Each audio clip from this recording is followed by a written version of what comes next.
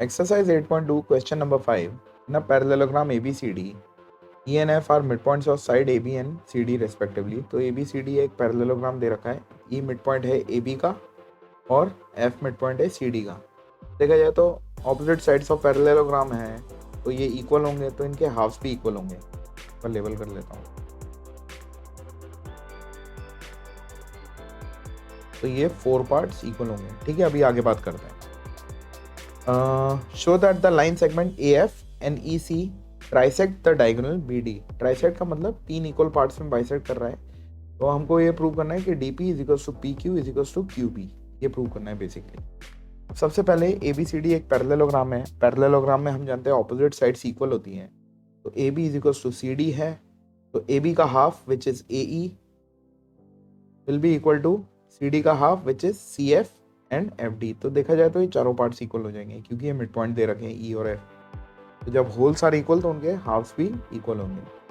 ठीक है, और हम जानते हैं कि पैरेललोग्राम है तो AB is parallel to CD है. तो के हिसाब से AB का जो हिस्सा एक छोटा सा पार्ट है AE वो भी FC के पैरेलल होगा. तो देखिए अगर AB और CD पैरेलल है तो AE और FC भी पैरेलल है.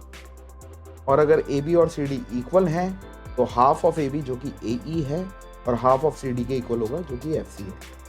ठीक है, इतना काम हम कर लेते हैं पहले एक बार, फिर आगे बात करता हूँ मैं.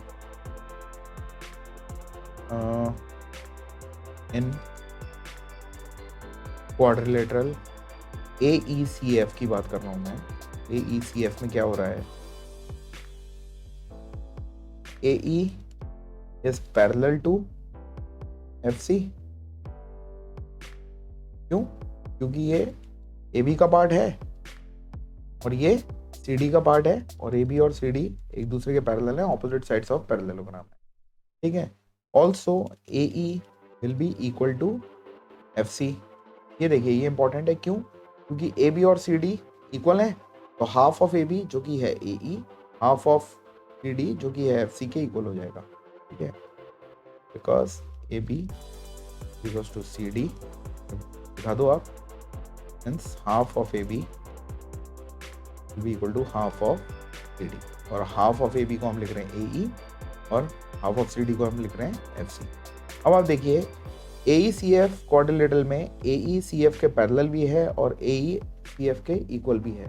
तो one side of opposite sides are parallel and equal. तो हम कह सकते हैं therefore AECF is a parallelogram.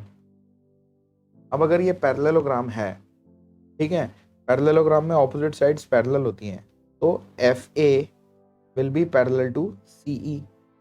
ठीक है, FA will be parallel to CE.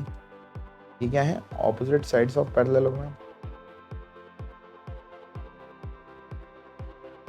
ये भी नोट कर लेते हैं एक बार फिगर में. हमने प्रूव कर दिया कि FA is parallel to CE.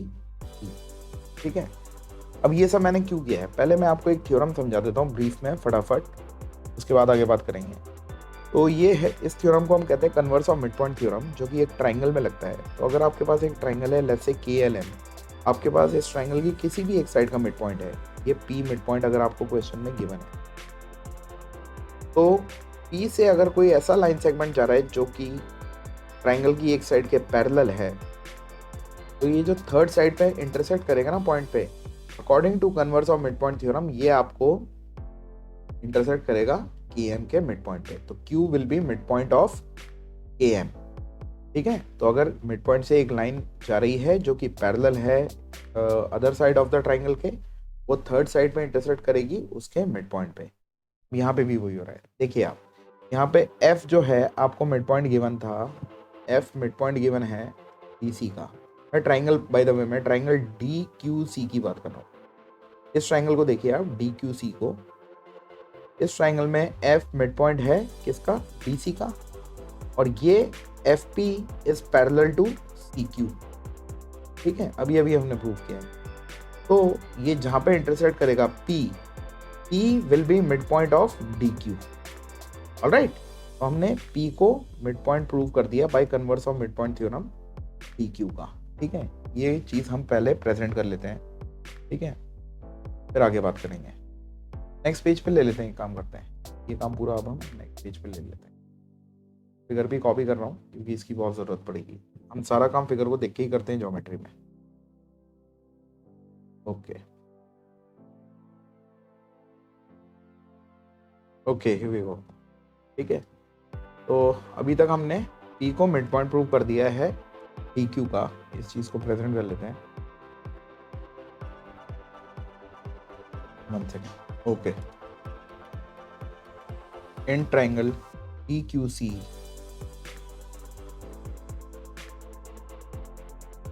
F is midpoint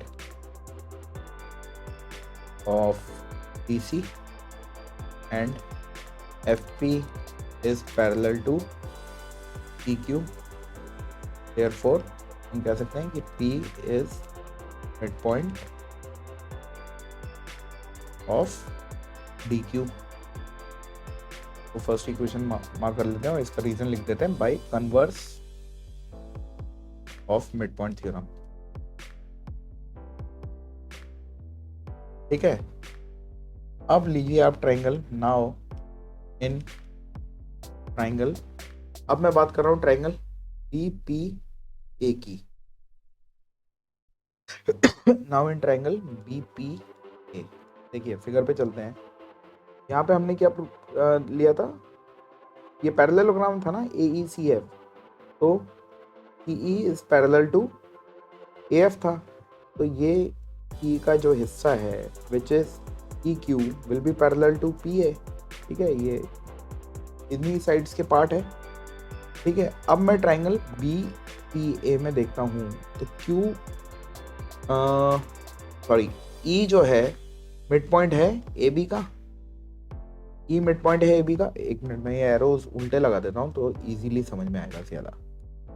ये पैरेलल है AB के। अब E मिड पॉइंट है AB का, तो यहाँ से मिड पॉइंट से एक लाइन जा रही है जो कि ट्राइंगल के अदर साइड के पैरेलल है। तो जहाँ पे इंटरसेक्ट करेगा वो मिड पॉइंट हो जाएगा ट्राइंगल की थर्ड साइड का जो कि BP है। तो ये BP का मिड पॉइंट हो जाएगा Q, यानी PQ will be equal to QB। और ये होते ही ये ट्राइसेक्शन प्रूव हो गया। ठीक है, तो अब इसको प्रूव कर लेते हैं। अब इन ट्राइंगल BP है, E is midpoint of AB and EQ is parallel to AP। हम कह सकते हैं therefore Q is midpoint of BP। और इसका भी रीजन क्या है, by converse of mid point theorem. Alright, इसको सेकंड इक्वेशन मार्क कर लो। अब आप देखो, आपने DP को PQ के इक्वल प्रूव किया और PQ को आपने QB के इक्वल प्रूव किया। ये फर्स्ट इक्वेशन और सेकंड इक्वेशन है। तो फ्रॉम फर्स्ट एंड सेकंड आप ये कह सकते हो, इक्वेशन 1 एंड 2 आप ये कह सकते हो DP equals to PQ equals to QB, या ये इसको ट्राइसेक्ट कर रहे हैं डायगोनल BD को। और देखिए हमने मैथमेटिकली ये लिख दिया। Hence I hope it is clear to everyone by now.